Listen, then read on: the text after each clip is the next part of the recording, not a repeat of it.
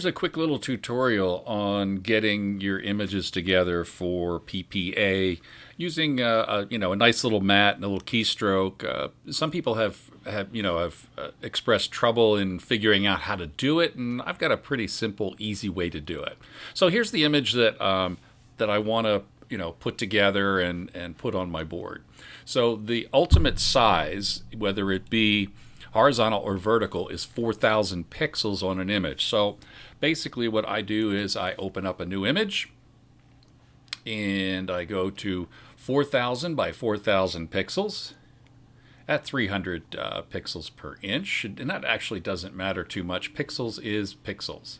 So we've got 4,000 by 4,000. I'm going to change the color to black. Let's see, can I do it from, let's see, yeah, we'll go right to here. Make it that deep black, say OK, custom, and create. So now we have the square that's 4,000 by 4,000 pixels. If you happen to mistakenly open it up and it be white, you can easily fill it with black after that. So we'll go back to our image, and what we want to do is take our top image, and I've compressed, this is the working file all the way up here. I've compressed them all into one file at the top by hitting Shift Command Option E or Shift Control Option E if you're on a PC. That gives us all the information that we have down here into one layer. Then we can, using the Move tool, click on the file, drag the layer over, and I hold down the Shift key to make sure that the image is directly in the center of the file. In this particular case, you see how we have very small edges up here. So this image can be made a little bit smaller. So Command or Control T, and then if you hold down the Option key, that will make everything go right to the center. So with everything right in the center there, and that's about the size that I want it to be, I'm going to say OK and hit the Return key, accept that transformation.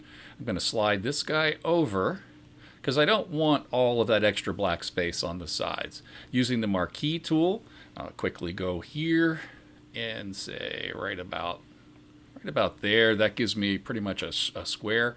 I'm going to go Image, Crop. And now I have my base background for my subject. Hit the Command or Control D for deselect. And then a really interesting little way is to Control click on the layer. That will make this a selection. I'll then go down to the background and hit Command or Control J. Now I have a black layer that's exactly the same size as that. Now I want to make it a little bit bigger, so I'm going to Control T, hold down the Option key, pull it out, and now that's a little bit bigger and gives me my space for where I want it to be. I will hit the Return key, go down to the bottom to the FX, and say Stroke. And once we hit our stroke, we get to choose our layer style.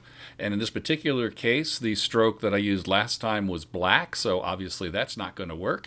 So we need to change the color up, something in the mid-tone grays. And one of the ways to do that is also you can look around on your image and see which one works for you.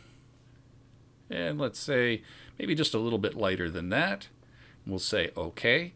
The size is a little bit too small, so we can highlight that and then hit the up arrow key, and we could take it and just watch. So obviously this is, especially in my opinion, it's way too big. I think that on our image is probably around, let's try 16 pixels. That's still a little bit thick for this one. Let's highlight the size again, and then just using the arrow key, just watch it come down. And there's probably, so we're about 8 pixels. So I'm thinking that that's probably a pretty good one for this. So I'm going to say OK.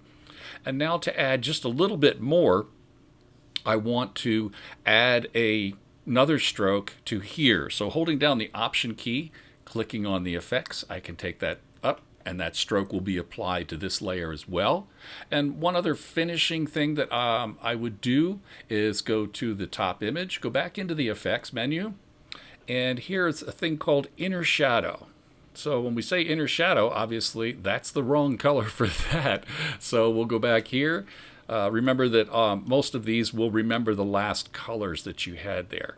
So we have a little inner shadow there, or inner glow. That's why it was wrong. I didn't want inner glow. I want inner shadow. And okay, once we have the inner shadow, click on it. We can make it darker. We can make it bigger. So you can see how big it gets. And see what this does is it kind of gives a little bit of depth and dimension there. So I'm going to say okay to that. And you have to be real careful. You don't want to do too much. If you do, it seems to work here, but if we can turn on and off the whole thing, see how it just kind of ties everything together, kind of adds in just that little bit of depth and dimension. Be very careful about not adding too much. You don't want somebody to say, oh, look, there's an inner shadow.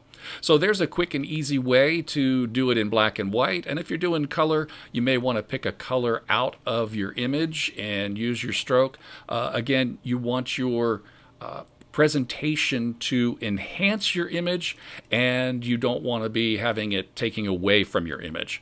So that's what I've got for you. Hope this is helpful for you. Have a great day.